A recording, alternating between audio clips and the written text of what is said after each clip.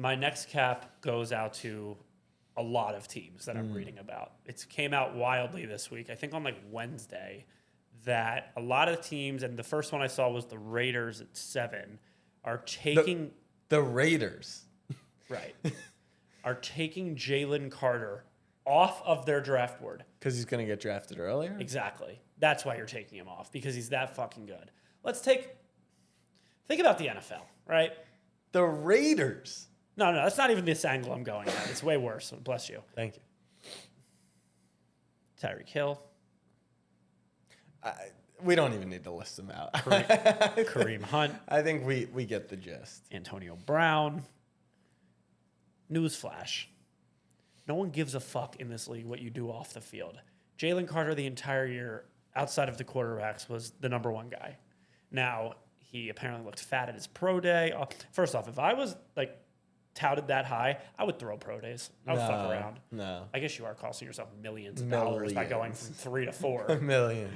That's bullshit. I still believe that Jalen Carter will 1,000% be a top 10 pick. However, I do think it's in teams 1 of 9's best interest to take him off their draft board.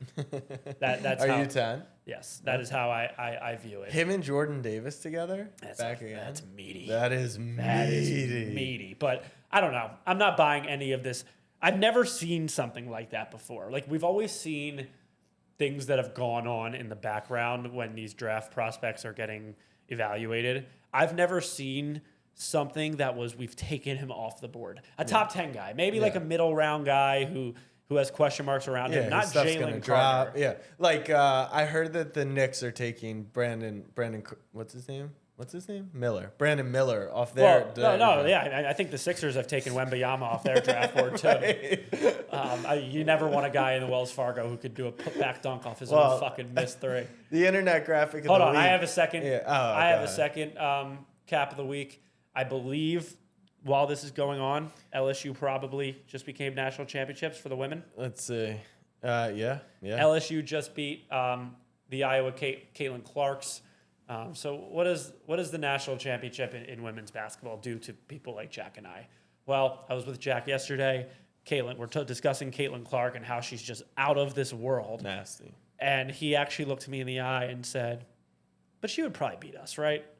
She would. And I was like, yeah, she would cook us. But it just spurs that question every time. And then I looked it up today. I was like, yeah, maybe I could. I saw she's 6 foot, 155 pounds. 6 foot? Fine. Ain't no way that girl's 155 pounds. You think she's lighter? She's skin and fucking bones. She's got a cold heart, though. I'll tell you that. Yeah. What an unbelievable tournament from Caitlin Clark. So I looked it up because we did a segment on could she play in the men's Final Four, which after some of the free throw shooting and just general shooting from last night's games, I'm pretty convinced that she could. But Marquise Noel, 160 pounds, 5'8". Also, just food for thought. Caitlin Clark's like average depth of made 3 was like 35 feet or something ridiculous. And so contested, it's nuts. It's a Steph Curry. It's Caitlin Curry is what it really is. Yeah, it's Stephen Clark.